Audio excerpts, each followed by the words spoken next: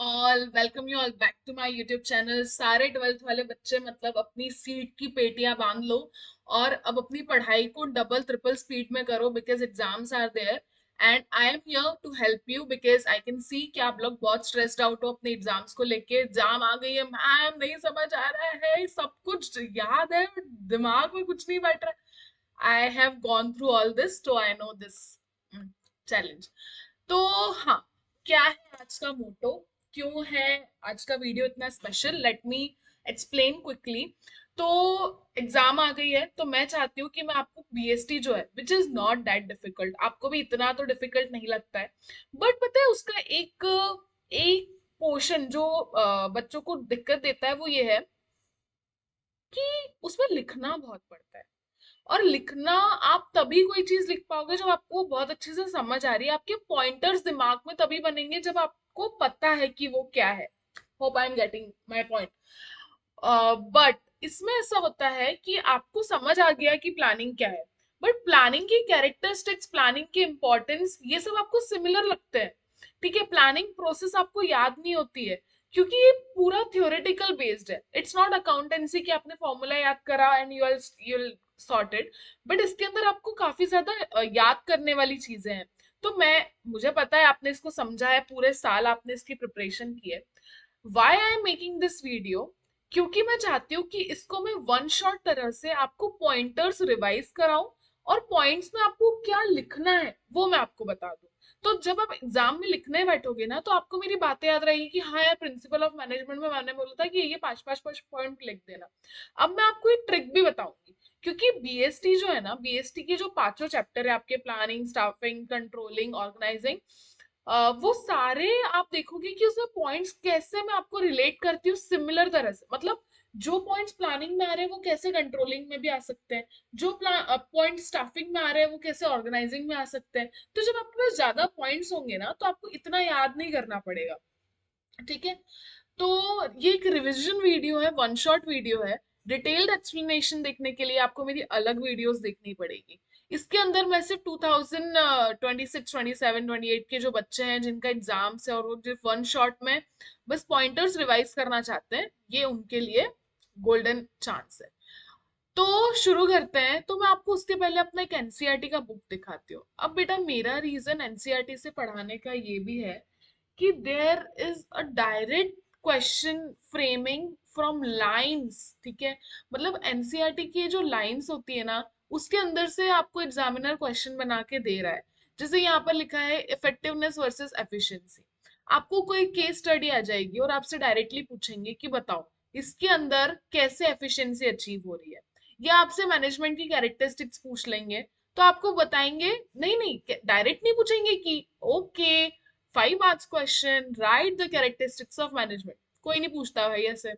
वो आपको case study देंगे और वो आपसे पूछेंगे कि बताओ इसके अंदर मैनेजर ने कौन सी मैनेजमेंट की कैरेक्टरिस्टिक्स को फॉलो करा है। तो आपको सारी कैरेक्टरिस्टिक्स अगर एनसीईआरटी से पढ़ी हुई होगी, then only you will able to write. बहुत भाषण हो गया, अब शुरू करते हैं। वन शॉट वीडियो है, फटाफट कंप्लीट करना है। पहले देख लेते हैं कि हमारे पास कौन कौन से चैप्टर है कवर करने के लिए।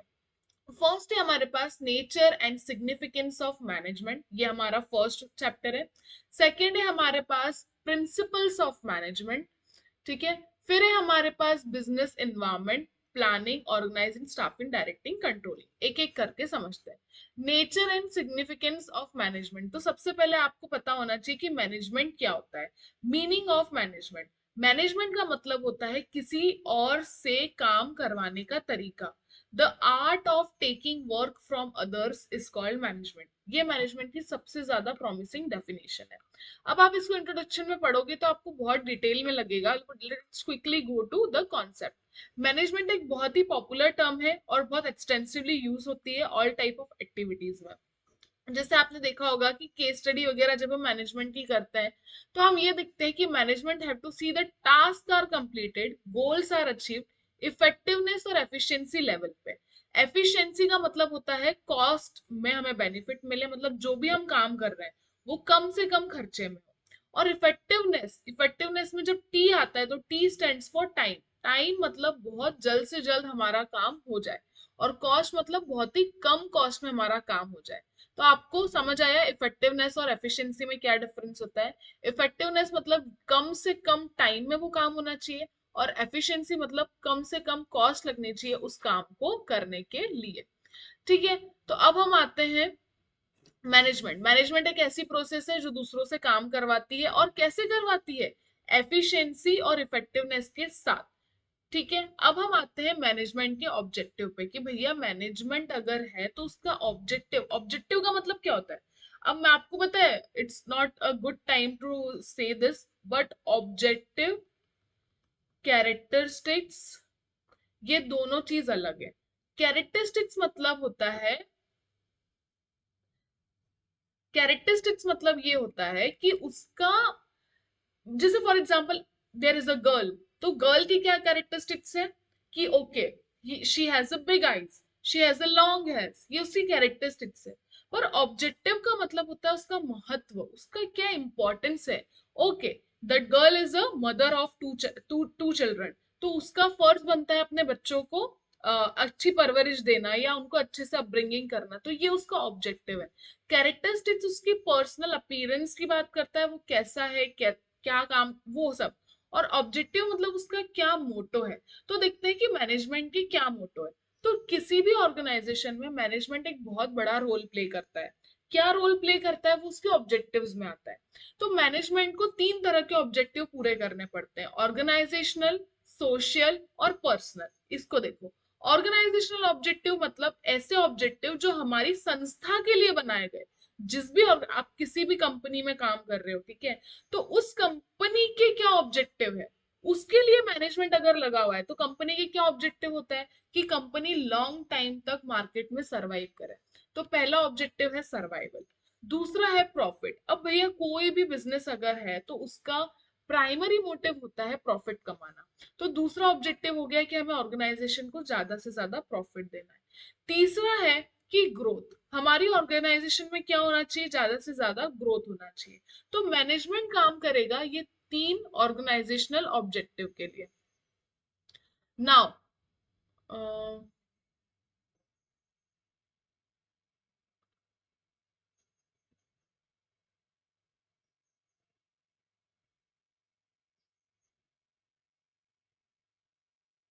ओके,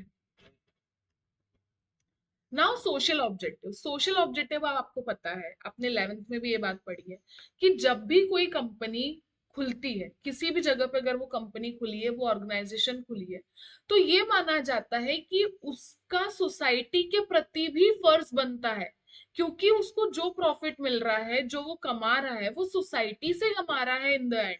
तो उसके कुछ सोशल ऑब्जेक्टिव भी होते हैं समाज के प्रति। तो क्या होता है? प्रोवाइड क्वालिटी गुड्स, अच्छे क्वालिटी की गुड्स प्रोवाइड करवाना, एम्प्लॉयमेंट देना लोगों को। जैसे फॉर एग्जाम्पल अगर मैं पुणे में जॉब कर रही हूँ, तो मेरी कंपनी का फर्ज बनता है कि वो पुणे के लोगों को ज्यादा से ज्यादा जॉब, अब होता ही है ना, अगर पुणे में मेरी कंपनी खुली है तो डेफिनेटली वहां के लोगों को क्या मिलेगा, एम्प्लॉयमेंट मिलेगा। एनवायरमेंटल प्रोटेक्शन, जो भी आप काम कर रहे हो वो एनवायरमेंट फ्रेंडली होना चाहिए। फेयर प्रैक्टिसेस मतलब आप लोगों के साथ धांधलेबाजी ना करके फेयर प्रैक्टिसेस करो। पर्सनल ऑब्जेक्टिव, अगर कोई भी मैनेजमेंट है तो उसके पर्सनल, जैसे फॉर एग्जांपल अगर मैं किसी मैनेजमेंट का पार्ट हूँ तो भाई मेरा पर्सनल भी ऑब्जेक्टिव है। क्या ऑब्जेक्टिव है कि मुझे मेरा सैलरी टाइम पे आना चाहिए, मेरा प्रमोशन होना चाहिए, और मुझे भी मेरी जॉब से सेटिस्फेक्शन मिलना चाहिए। बिकॉज इन द एंड अगर मैं किसी भी कंपनी का मैनेजमेंट कर रही हूँ तो मैं वहां पर जॉब कर रही हूँ, ठीक है, मुझे, मैं अगर किसी कंपनी के लिए भी काम कर रही हूँ मैनेजमेंट लेवल पे, तो मैं चाहती हूँ कि मुझे मेरी जॉब से सेटिस्फेक्शन मिले। ठीक है, ये मेरे पर्सनल ऑब्जेक्टिव है अपने मैनेजमेंट को लेके। अब मैनेजमेंट क्यों जरूरी है? आपको पता है कि मैनेजमेंट के बिना कोई काम नहीं चलता। अपने घर में भी अगर मैनेजमेंट प्रॉपर ना हो तो there would be a great disaster. ठीक है, क्योंकि मैनेजमेंट बहुत ज्यादा जरूरी है किसी भी काम को सिस्टमैटिकली करने के लिए। सबसे पहला इंपॉर्टेंस है अचीविंग ग्रुप गोल्स। मुझे एक बात बताओ, अगर एक ऑर्गेनाइजेशन के अंदर 50 लोग हैं, 50 के अपने अपने ऑब्जेक्टिव अगर हो कि भाई राम को ऑब्जेक्टिव है कि सिर्फ उसको सामान पे ध्यान देना है, श्याम को ऑब्जेक्टिव है कि उसको सिर्फ ट्रांसपोर्ट देखना है, या घनश्याम को ऑब्जेक्टिव है कि उसको सिर्फ मतलब लेट्स से प्रोसेस अपडेट देखना है। अगर सब अपने अपने ऑब्जेक्टिव के हिसाब से चलेंगे तो एक सिंगल गोल जो कंपनी ने डिसाइड किया है वो कैसे अचीव होगा। ये जरूरी है कि सब लोग अपना अपना काम तो करें, पर उनका एंड गोल क्या होना चाहिए, टू अचीविंग ग्रुप गोल्स। मतलब जो ऑर्गेनाइजेशन ने गोल डिसाइड करके रखा है, भले ही सब लोग अपने अपना अपना अपना प्रोसेस रिलेटेड काम कर रहे हैं, बट इन द एंड उनका मोटो क्या होना चाहिए, टू अचीव द ऑर्गेनाइजेशनल गोल। दूसरा है एफिशिएंसी बढ़ाना। देखो अगर मैनेजमेंट प्रॉपर नहीं होगा ना तो फालतू खर्चे होते हैं, ठीक है। तो मैनेजमेंट का काम होता है कि वो काम करवाए कम से कम खर्चे में, तो increase efficiency, creates dynamic organisation, achieve personal objective, development of society. ये सारे मैनेजमेंट के ऑब्जेक्टिव होते हैं। अब मैनेजमेंट के फीचर्स क्या होते हैं, मैनेजमेंट एक गोल ओरिएंटेड प्रोसेस है। गोल ओरिएंटेड मतलब ऐसा है कि कोई गोल सेट हो गया है कंपनी द्वारा और पूरा मैनेजमेंट लगा है सारे एम्प्लॉयज से वो गोल अचीव करवाने में। मैंने आपको क्या बोला था, management is getting things done by others. तो पूरी ऑर्गेनाइजेशन में अगर 1000 एम्प्लॉय है तो मैनेजमेंट का काम बनता है कि हजारों काम करें किसी एक गोल को अचीव करने के लिए, ठीक है। दूसरा ऑल परवेसिव। परवेसिव का मतलब होता है हर जगह प्रेजेंट होना। जो मैनेजमेंट है वो लोअर लेवल पे भी प्रेजेंट होना चाहिए, मिडिल लेवल पर भी प्रेजेंट होना चाहिए, और अपर लेवल पर मतलब लिटरली सीईओ लेवल पर भी मैनेजमेंट होना चाहिए। ऐसा नहीं कि भैया अपन सिर्फ लोअर मैनेजमेंट वालों को ही मैनेजमेंट कर रहे हैं, अपर वाले अपनी मस्ती में है। ऐसे फिर कोई भी ऑर्गेनाइजेशन ग्रोथ नहीं कर पाएगी। मैनेजमेंट एक कंटिन्यूअस प्रोसेस है, ऐसा नहीं कि आज कर लिया कल छुट्टी पे, नहीं। मैनेजमेंट आपको रोज करना पड़ेगा, हर महीने करना पड़ेगा। ग्रुप एक्टिविटी, ऐसा नहीं कि मैं अकेली मैनेजमेंट कर रही हूँ बाकी सब अपनी मस्ती में, सबको साथ में मिलके डिसिप्लिन तरह से मैनेजमेंट करना चाहिए। मैनेजमेंट इंटेंजिबल होता है। कोई अगर मैनेजमेंट कर रहा है तो there is no any object कि भैया हिल रहा है तो पता पड़ेगा वो कुछ तो हो रहा है। It's a service, it is intangible. Dynamic, dynamic मतलब बहुत तरह से, कई बार लाठी से, कई बार बोलने से, कई बार लिखित में, जब जैसी जरूरत पड़ती है वैसा मैनेजमेंट होता है। अब लोग बोलते हैं मैनेजमेंट भैया आर्ट है या साइंस है। मैनेजमेंट इज आर्ट और मैनेजमेंट इज आर्ट और मैनेजमेंट इज साइंस। अब देखो आर्ट मतलब क्या होता है, अगर मैं किसी चीज को आर्ट बोल रही हूँ तो आर्ट क्या एक कला है। अब कला सबकी अपनी अपनी पर्सनल होती है, कला सबकी। जैसे आज मैंने अगर कोई पेंटिंग बनाई है तो भाई वो मेरी कला है, मैंने मेरी स्टाइल से बनाई है। आप बनाओगे तो आपकी, तो मैनेजमेंट सबका अपना। बोलते ना भाई मेरा मैनेजमेंट करने का तो यही तरीका है, आपने सुना होगा बहुत सारे लोगों को बोलते हैं this is my style to do management. तो मैनेजमेंट सबका क्योंकि अपना पर्सनल स्किल है तो वो होता है, आर्ट हो जाता है। एक्सपीरियंस बेस्ड होता है, मतलब हो सकता है कि मैंने देख लिया कि भैया लोगों तो मतलब जब तक उनको 4 बातें ना सुनाओ ना सीखते ही नहीं, ये मेरा एक्सपीरियंस है। हो सकता है किसी का एक्सपीरियंस हो कि भैया प्यार से काम कराओ तो कर लेते हैं। तो आर्ट जो होता है ना वो एक स्पेशल स्पेशल स्किल होती है, वो कभी भी आपकी और दूसरों की सेम हो ऐसा जरूरी नहीं है। समझ रहे हो। जैसे मेरा एक्सपीरियंस कहता है कि इनको जब तक 2 डंडे ना पड़े ना ये काम नहीं करते, ठीक है। वहीं पर आपका कहना है नहीं यार प्यार से बोलो तो भी कर लेते। तो ये अपना अपना एक्सपीरियंस, आपका अलग है मेरा अलग है। अब मैनेजमेंट साइंस हो सकता है। अब जब भी बात साइंस की आती है तो साइंस के रूल्स रिजिड होते हैं। मतलब अगर मैंने ये ऑब्जेक्ट ऊपर से नीचे फेंका, ग्रेविटेशन लगेगा, पेन नीचे आएगा, this is fix. No one can no one can change this. ऐसा नहीं कि भैया तुम कह रहे हो ऊपर जाएगा ना बाबा, एक ही रूल है। तो जब एक ही रूल अप्लाई होता है तो उसे कहते हैं साइंस। साइंस सिस्टमैटिक नॉलेज है, यूनिवर्सल प्रिंसिपल है, कॉज एंड इफेक्ट रिलेशनशिप है। ऐसा करोगे तो ऐसा होगा ही होगा, ऐसा करोगे तो ऐसा होगा ही होगा, साइंस है। और एक्सपीरियंस मतलब भाई तेरा अलग है मेरा अलग है, आर्ट है। तो कंक्लूजन ये निकलता है कि मैनेजमेंट ना तो पूरी तरह से आर्ट है ना तो पूरी तरह से साइंस है। क्या मैनेजमेंट एक प्रोफेशन है, तो नहीं। मैनेजमेंट एक पूरी तरह से प्रोफेशन नहीं है। क्यों, क्योंकि मैनेजमेंट कोई भी कर सकता है। अगर एक डॉक्टर है तो मैं डॉक्टर का काम नहीं कर सकती। बाकी डॉक्टर बीइंग अ डॉक्टर वो कहीं ना कहीं तो मैनेजमेंट कर ही रहा होगा, या तो अपने घर में मैनेजमेंट कर रहा होगा, अपने वर्क प्लेस पे मैनेजमेंट कर रहा होगा। तो management is not fully a professional, but yes it is somewhere. अब प्रिंसिपल ऑफ मैनेजमेंट, प्रिंसिपल मतलब होता है कि मैनेजमेंट करा कैसे जाए, कुछ प्रिंसिपल्स होने चाहिए। ऐसा नहीं कि there is literally people are researching how to do management. तो प्रिंसिपल्स लिखे गए हैं मैनेजमेंट के। प्रिंसिपल होती है जनरल गाइडलाइंस। फॉर एग्जाम्पल अगर आज मुझे फॉर एग्जाम्पल पेरेंटिंग करनी है, तो भैया मुझे नहीं पता पेरेंटिंग कैसे होती है ना। तो मैं क्या करूंगी, जिन्होंने ऑलरेडी पेरेंटिंग कर रखी है उन्होंने कुछ जनरल गाइडलाइंस बनाई होगी कि बेटा तुम्हें ऐसा नहीं ऐसा करना चाहिए, तुम्हें बेटा ऐसा नहीं ऐसा करना चाहिए, तो तुम्हारे बच्चे और अच्छे से करेंगे। या फॉर एग्जाम्पल आप पढ़ाई करते हो, तो आपको अगर नहीं पता होता तो आप जनरल गाइडलाइन देखते हो कि यार दिन में 4 घंटे पढ़ना चाहिए, बुक से रीडिंग करना चाहिए, तो ये जनरल गाइडलाइंस है। वैसे ही मैनेजमेंट करने के लिए कुछ जनरल गाइडलाइंस बनाई गई है। अब जनरल गाइडलाइंस हमको पढ़नी है दो महान लोगों की, एक है फेयोल, एक है टेलर। मतलब भैया जीवन हो जाएगा तुम्हारा, पर ये लोग तुम्हारा पीछा नहीं छोड़ेंगे। फेयोल और टेलर तुम्हारा पीछा नहीं छोड़ेंगे। फेयोल अंकल जो है उन्होंने 14 प्रिंसिपल्स लिखे हैं और एक एक करके उनको समझते हैं। फेयोल अंकल ने सबसे पहली बात बोली है कि डिविजन ऑफ वर्क होना चाहिए। राम श्याम घनश्याम सबको अलग अलग काम दो, ठीक है, और वो काम दो जो उनको अच्छे से आता है। डिविजन ऑफ वर्क करो। ऐसा नहीं कि तुमने सबको एक ही काम करा दिया, और एक इंसान से सारे काम मत कराओ। जो इंसान जिस काम में स्किल्ड है उससे वही काम कराओ, उसको कहते हैं डिविजन ऑफ वर्क। दूसरा है अथॉरिटी रिस्पॉन्सिबिलिटी। अथॉरिटी मतलब जवाबदारी, रिस्पॉन्सिबिलिटी मतलब जिम्मेदारी। मेरी जिम्मेदारी बनती है कि मैं घर संभालूं, बाकी मुझे कुछ अथॉरिटी भी चाहिए। मुझे अथॉरिटी चाहिए कि मैं अपने घर के डिसीजंस खुद ले पाऊं। मुझे कब जाना है, कब किसको बाहर भेजना, मुझे अथॉरिटी मिलनी चाहिए। अथॉरिटी मतलब डिसीजन मेकिंग। रिस्पॉन्सिबिलिटी मतलब आपको ये काम करना है। अगर मैं किसी कंपनी में काम करती हूँ तो मेरे पास रिस्पॉन्सिबिलिटी है कि मेरी प्रोसेस टाइम पे कंप्लीट होनी चाहिए। ऑन अदर हैंड मेरे पास अथॉरिटी भी है कि अगर मैं चाहूँ तो मैं ये डिसीजन खुद से ले सकती हूँ। डिसिप्लिन होना चाहिए। यूनिटी ऑफ कमांड होना चाहिए। यूनिटी ऑफ कमांड मतलब अगर मेरे पास कोई भी लेट से ऑर्डर आ रहा है, तो वो एक ही इंसान से आना चाहिए। मेरे को भैया रामू सर भी ज्ञान देके जा रहे हैं, शामू अंकल भी ज्ञान देके जा रहे हैं, मैं किसकी सुनूं भाई। Unity of command. अब मुझे एक ही जगह से अगर कमांड आएगा then it would be more beneficial. मुझे समझ आएगा कि हाँ आपने को इसकी बात सुननी है। Unity of direction. अब यूनिटी ऑफ डायरेक्शन और यूनिटी ऑफ कमांड बहुत आपको देखो, इसको एक बार अपन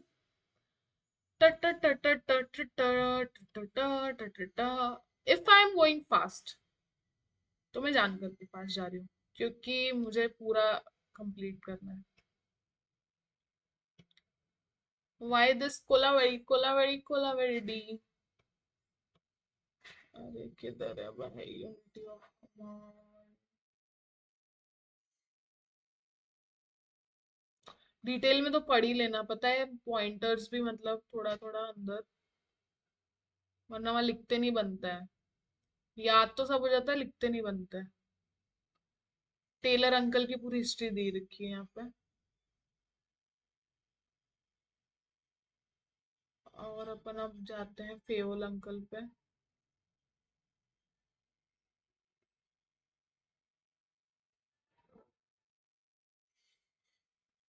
ठीक है। Unity of command. Unity of command कहता है कि should be one and only one boss. अगर आप किसी कंपनी में काम कर रहे हो तो आपके ऊपर सिर्फ एक और एक ही बॉस होना चाहिए। अगर एम्प्लॉयज को दो या तीन जगह से ऑर्डर आएंगे तो एम्प्लॉयज को ठीक से समझ नहीं पड़ेगा और उनके अंदर कंफ्यूजन क्रिएट होगा। Unity of direction. All the units of organisation should be moving towards same objective through coordinated and focused efforts. Each group of activity have the same objective. जैसा मैंने आपको बताया यूनिटी ऑफ डायरेक्शन। भले ही राम श्याम घनश्याम अलग अलग काम कर रहे हैं, बट उनका इन द एंड क्या होना चाहिए, डायरेक्शन और जो गोल है अचीव करने वाला वो सेम होना चाहिए। ठीक है, तो उसको कहते हैं यूनिटी ऑफ डायरेक्शन। फिर आता है सबॉर्डिनेशन ऑफ इंडिविजुअल इंटरेस्ट। अब अगर आप किसी कंपनी में काम कर रहे हो तो आपका आपका इंटरेस्ट और कंपनी का इंटरेस्ट सेम होना चाहिए। आपको अभी मतलब ऑर्गेनाइजेशन गोल को अचीव करने के लिए अपने इंटरेस्ट को सबॉर्डिनेट रखना पड़ेगा। मतलब आपका इंटरेस्ट सेकेंड प्रायोरिटी होना चाहिए। फर्स्ट प्रायोरिटी हमेशा क्या होना चाहिए, ऑर्गेनाइजेशनल इंटरेस्ट। रेन्यूमरेशन, हर एम्प्लॉय को अपना जो भी उसने काम करा है उसका प्रॉपरली रेन्यूमरेशन मिलना चाहिए। सेंट्रलाइजेशन ऑफ वर्क होना चाहिए। सेंट्रलाइजेशन मतलब अभी हम दो चीज पढ़ते हैं, सेंट्रलाइजेशन डिसेंट्रलाइजेशन। सेंट्रलाइजेशन मतलब आपका सारा काम जो होना चाहिए वो सेंट्रलाइज तरीके से होना चाहिए। स्केलर चेन, आपके पास जो कम्युनिकेशन चेन है वो स्केलर होने चाहिए। ऐसा नहीं कि एक ऑर्डर वहां से आ रहा है, एक ऑर्डर वहां से आ रहा है। Who reports to whom clear होना चाहिए। ऑर्डर, ऑर्डर मतलब सारा सामान जगह पर रखा होना चाहिए, प्रॉपर ऑर्डर में होना चाहिए। इक्विटी, स्टेबिलिटी ऑफ टेन्योर, अगर आपके ऑर्गेनाइजेशन में लोग जल्दी छोड़ छोड़ के जा रहे हैं तो इट इज योर फॉल्ट, आपके अंदर टेन्योर स्टेबिलिटी होना चाहिए। इनिशिएटिव, एस्पिरिट डी कॉर्प्स, अब देखो ये बहुत इंपॉर्टेंट है, इसको एस्पिरिट डी कॉर्प्स, ये स्केलर चेन है। ऑर्डर मतलब ऐसा होना चाहिए कि पीपल और मटेरियल सब अपनी जगह पर रखे हुए हो। इक्विटी मतलब गुड सेंस और experience are needed to ensure fairness to all employ. Equity मतलब आप सबको सेम रूप से ट्रीट करोगे, ठीक है। स्टेबिलिटी ऑफ पर्सोनल, ज्यादा आपके पास एम्प्लॉय टर्नओवर नहीं होना चाहिए। Initiative, worker should be encourage to develop and carry out their plans for improvement according to fair. अगर आपके किसी छोटे से छोटे एम्प्लॉय को भी कोई अच्छा आइडिया आता है, वो कोई अच्छा इनिशिएटिव देना चाहता है, तो आपको वो सुनना चाहिए। एस्पिरेट रिकॉप्स का मतलब होता है management should promote a team spirit of unity and harmony among employ. मतलब मैनेजमेंट भले ही बहुत बड़े तौर पे सोच रहा है, बट उसको अपने एक एक एम्प्लॉय को साथ में लेके चलना चाहिए, हार्मोनी के साथ लेके चलना चाहिए, ठीक है। तभी जाके क्या होगा, एक ऑर्गेनाइजेशन सक्सेसफुल मैनेजमेंट कर पाएगी, ठीक है। तो हमने ये सारे इसके कवर कर लिए। Unity of command, unity of direction, unity of command मतलब एक बॉस, और यूनिटी ऑफ डायरेक्शन मतलब one plan. Unity of command, unity of direction मतलब एम्प्लॉय लेवल, है ना, और ऑर्गेनाइजेशनल लेवल। साइंटिफिक मैनेजमेंट के फादर किसे कहा जाता है, टेलर को कहा जाता है, ये बात मत भूलना। Who is the father of scientific management, FW Taylor. देखो मैंने इसको कैसे याद किया था, जो टेलर होते हैं ना, वो हर काम बहुत सिस्टमेटिकली करने की कोशिश करते हैं, तभी तो वो प्रॉपर सब कुछ बना पाते हैं। वैसे ही साइंस है, कोई भी चीज अगर आप साइंटिफिकली तरह से करो तो बहुत अच्छी बनती है। तो ऐसे याद कर लेना यार। टेक्निक क्या है, सबसे पहले फंक्शनल फोरमैनशिप। अब इसके जो प्रिंसिपल है वो आप देखोगे कि सारे साइंस बेस्ड है, ठीक है। तो आप इसको एक एक करके सारे पढ़ना। प्रिंसिपल्स, इसने कुछ तो आपको टेक्निक दी है और कुछ प्रिंसिपल दिए हैं। टेक्निक आप सारी इसकी पढ़ लेना क्योंकि ये बहुत डिटेल है। प्रिंसिपल्स में उसने दिए science not rule of thumb, harmony not Discord, corporation not individualism, development of each person. मतलब आपको किसी चीज से अगर काम करवाना है तो आप साइंटिफिकली रूप से काम कराओ, ना कि जोर जबरदस्ती करके। हार्मोनी नॉट डिस्कॉर्ड मतलब कभी भी किसी का आप उसकी सेल्फ रिस्पेक्ट मत खराब करो, है ना, और आप सबको साथ लेके चलो। कॉपरेशन होना चाहिए, मतलब आप जो भी कंपनी अगर कोई गोल अचीव करना चाहती है तो एक सामूहिक रूप से कॉपरेटिव रूप से करना चाहिए, ना कि सब अपना अपना देख रहे हैं। इंडिविजुअलिज्म नहीं होना चाहिए, कॉपरेशन होना चाहिए। डेवलपमेंट ऑफ ईच पर्सन, अगर कोई भी कंपनी में अगर इंसान काम कर रहा है तो वो ये सोचेगा कि भैया मेरा क्या यहाँ पे डेवलपमेंट हो रहा है, व्हाई आई एम हियर। तो आपको हर पर्सन के डेवलपमेंट का ध्यान रखना चाहिए। Business environment chapter 3। Business environment का मतलब होता है ऐसे फैक्टर जो हमारे बिजनेस को अफेक्ट करे। अब वो फैक्टर इंटरनल भी हो सकते हैं और एक्सटर्नल भी हो सकते हैं। तो जैसे कि totality of external factor, business environment हमेशा डायनामिक होता है, बिजनेस एनवायरनमेंट अनसर्टन होता है। बिजनेस एनवायरनमेंट मतलब अगर हम धंधा कर रहे हैं तो हमको कौन कौन सी चीजें प्रभावित करेगी, वो बिजनेस के एनवायरनमेंट में आती है। जैसे कि लॉज, टैक्सेशन, लोगों की चॉइसेस, लोगों में अभी फॉर एग्जाम्पल पाकिस्तान हम पे हमला कर दे तो ये भी बिजनेस एनवायरनमेंट का पार्ट है। तो बिजनेस एनवायरनमेंट डायनामिक है, हमेशा बदलता रहता है, आज अच्छा है कल बुरा। आज बजट में कोई अच्छी चीज आ गई तो हमारा बिजनेस बढ़िया है, मान लो बजट में कुछ ऐसा आ गया जिससे हमारा बिजनेस का थोड़ा कम हो जाएगा प्रोडक्टिविटी, तो business is always dynamic. Business environment is always uncertain. अगर आज कुछ अच्छा हो रहा है तो हो सकता है कल बुरा हो जाए, अगर आज बहुत बढ़िया चल रहा है हो सकता है कल बाढ़ आ जाए, किसी को नहीं पता। बिजनेस एनवायरनमेंट कॉम्प्लेक्स है, अनसर्टन है, डायनामिक है, तो कॉम्प्लेक्स तो होगा ही। बिजनेस एनवायरनमेंट रिलेटिव कॉन्सेप्ट है। अब बिजनेस एनवायरनमेंट को समझने के लिए 5 पार्ट में बांटा गया, इकोनॉमिक, सोशल, टेक्नोलॉजिकल और लीगल। अब इसको एक एक करके समझते हैं। बिजनेस इन्वायरमेंट मतलब ये सारी वो चीजें हैं जो आपके बिजनेस को प्रभावित करेगी। तो वो इकोनॉमिक फैक्टर्स भी हो सकते हैं, सोशल फैक्टर्स भी हो सकते हैं, टेक्नोलॉजिकल फैक्टर भी हो सकते हैं, पॉलिटिकल और लीगल भी हो सकते हैं। इंपॉर्टेंस क्या है, आइडेंटिफाइज अपॉर्चुनिटी। अगर बिजनेस इन्वायरमेंट अगर आपने अच्छे से स्टडी कर लिया तो आप देख पाओगे कि आने वाले समय में आपके पास क्या अपॉर्चुनिटी होने वाली है। जैसे अगर आपने बजट सुना, आपको लगेगा कि हाँ यार, इस बार बजट में कहा है कि वुमेन एम्पावरमेंट की बात कही गई है, तो आप देखोगे कि वुमेन बिजनेस आप आने वाली अपॉर्चुनिटीज है। आपको आगे जाके प्लानिंग में मदद मिलेगी, परफॉर्मेंस इंप्रूव होगा, कॉपिंग विद चेंजेस।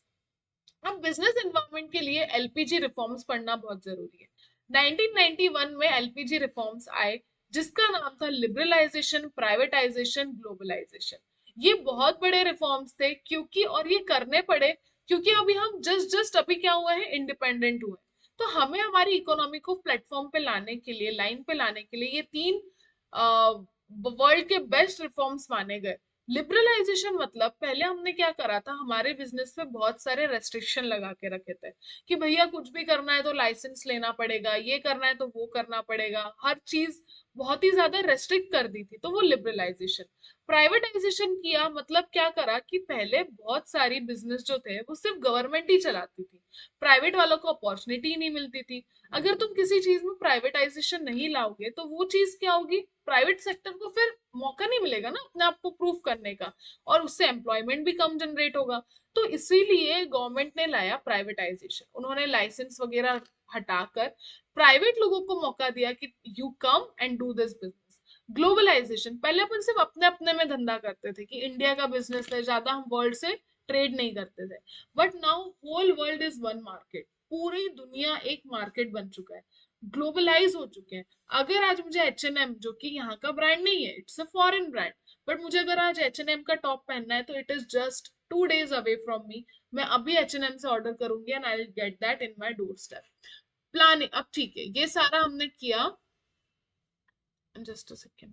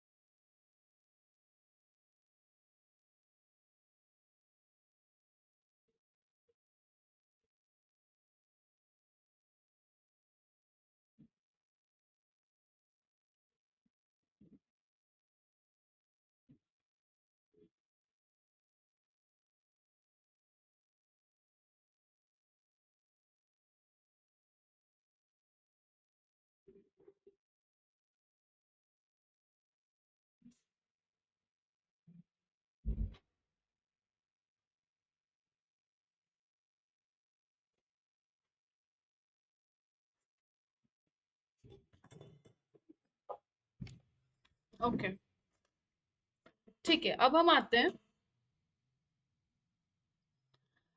हैं मैनेजमेंट के 5 बड़े बड़े स्टेप्स पे, ठीक है, प्रिंसिपल्स पे, that is planning, organising, staffing, directing और कंट्रोल। ठीक है, ये पांचों पर एक एक चैप्टर बने हुए हैं, और आपको ये सारे चैप्टर्स कैसे पढ़ना है उसका मैं तरीका बताती हूँ।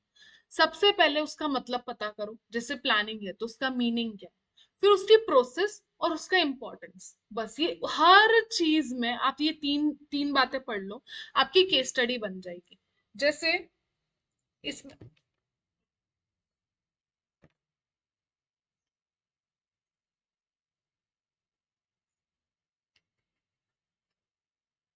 इसमें आपको मोस्टली केस स्टडी देखने मिलेगी। अब प्लानिंग क्या है, अगर हम कोई भी काम करते हैं तो बिना प्लानिंग के कर सकते हैं क्या, पॉसिबल है क्या, नहीं।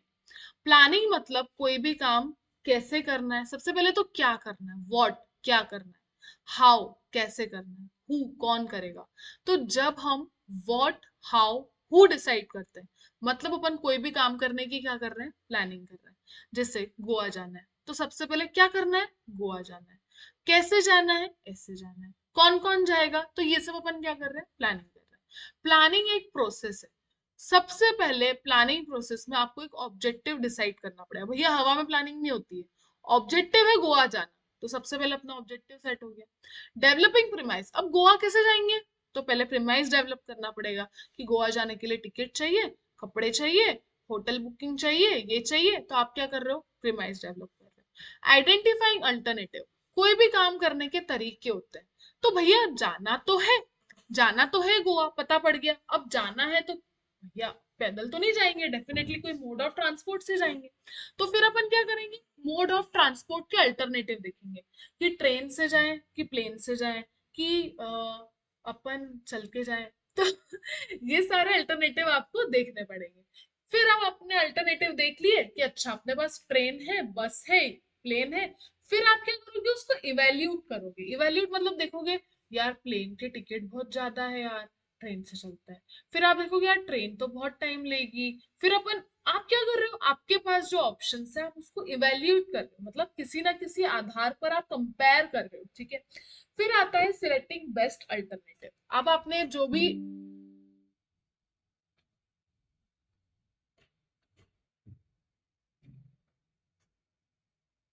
अब आपने जितने भी अल्टरनेटिव देख लिए, प्लेन से जाना है, कैसे जाना है, अब आप क्या करोगे, उसके अंदर कोई बेस्ट अल्टरनेटिव,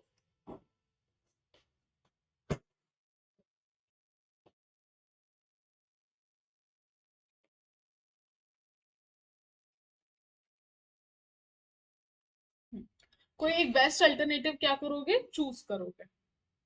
चार्ज नहीं हो रहा है।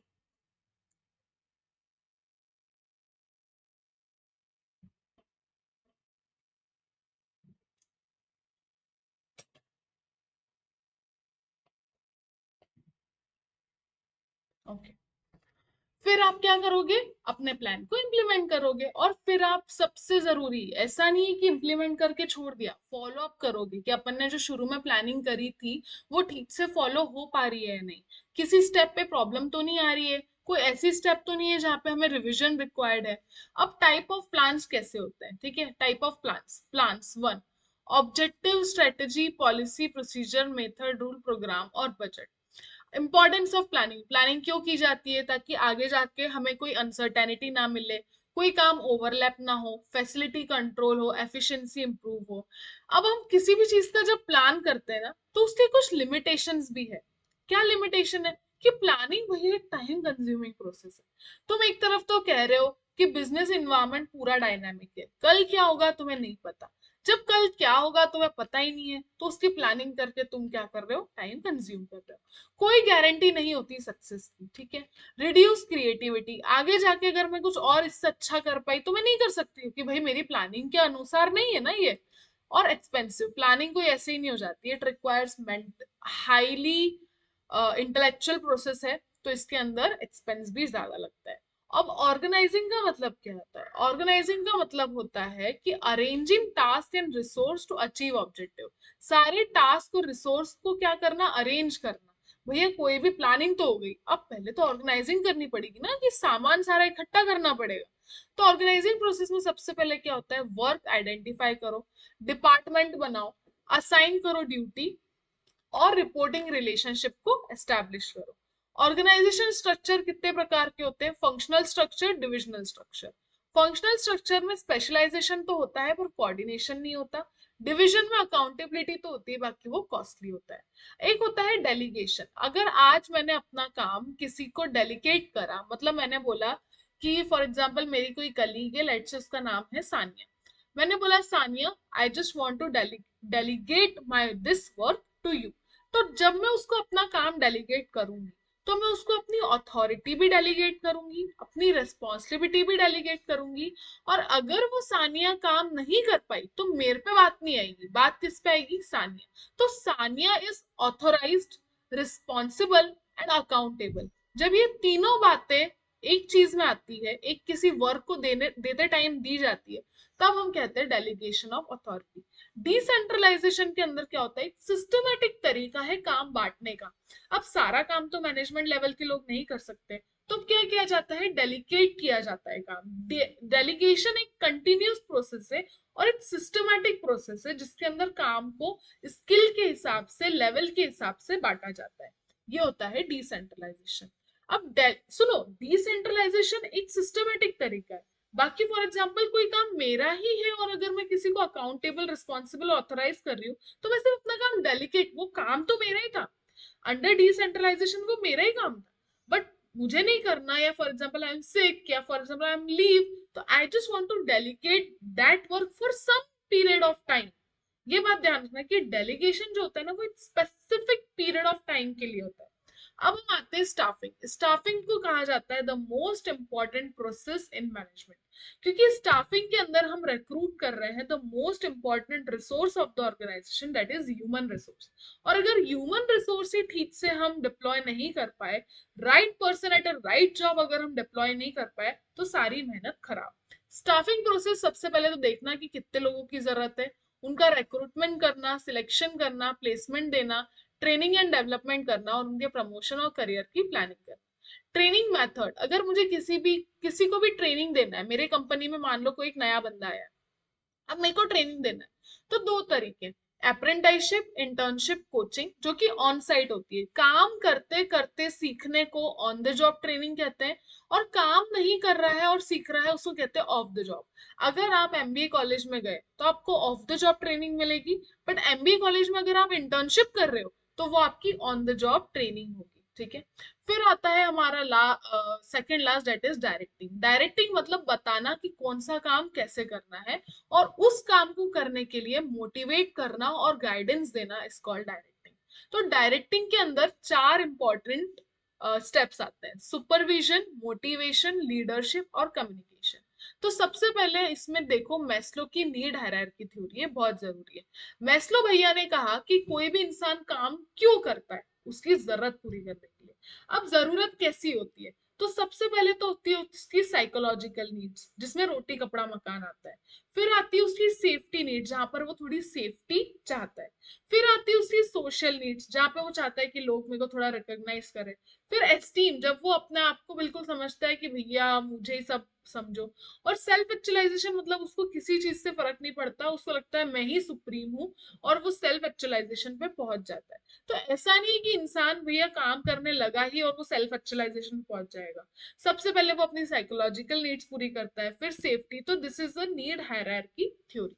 अब लीडरशिप स्टाइल, लीडरशिप मतलब काम करवाना है तो आपको लीडर, लीडर एक बहुत अलग है। लीडर की स्टाइल बताती है कि वो लीडर कैसा है। अब लीडर की तीन स्टाइल है, autocratic, democratic, laces fair. Autocratic leader वो होते हैं जो बिल्कुल ही कहते हैं कि जैसा मैं कहूं वैसा तुम करो, उसको कहते हैं ऑटोक्रेटिक लीडर। जो बिल्कुल भी आपके बारे आपको मौका नहीं देंगे कि भैया तुम बताओ तुम्हें क्या सही लगता है वैसे कर लो, नहीं, जैसा मैंने तुमको बोल के दिया है वैसा तुम्हें करना है। लोअर लेवल मैनेजमेंट पे जो लीडर्स होते हैं वो ऑटोक्रेटिक लीडर स्टाइल फॉलो करते हैं, आपने देखा होगा। डेमोक्रेटिक जो होते हैं वो मिडिल लेवल पर होते हैं। डेमोक्रेटिक मतलब भैया वो बता देते हैं कि this is the right way to do, but you can add your values, you can add your way also. तो ये है डेमोक्रेटिक। लेजिस फेयर हमेशा टॉप लेवल मैनेजमेंट पे दिया जाता है लीडरशिप, क्योंकि टॉप लेवल मैनेजमेंट वाले को पता है क्या सही है क्या गलत। तो वहां पर इतना ऑटोक्रेटिक लीडरशिप ना देके लेसिस फेयर, मतलब भैया तुम्हें जैसा ठीक लगता है, तुम्हें तुम्हें काम दे दिया है, अब तुम्हें इस काम को किस तरह से करना है, this is your responsibility, then this is called laissez faire leadership. अब कम्युनिकेशन प्रोसेस देख लो एक बार। कम्युनिकेशन में सबसे पहले एक सेंडर होता है जो मैसेज देता है, वो एनकोडिंग करता है मैसेज की। चैनल मतलब कहाँ से वो मैसेज आ रहा है, वो चैनल है। वो डिकोड होता है रिसीवर के बाद और फिर उसे फीडबैक जाता है।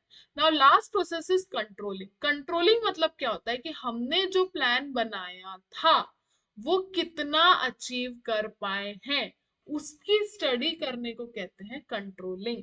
कंट्रोलिंग का मतलब होता है इंश्योर करना कि हमने जो एक्टिविटी प्लान करी थी वो कितनी अचीव हुई और हमारे स्टैंडर्ड जो है वो अचीव हुए हैं या नहीं।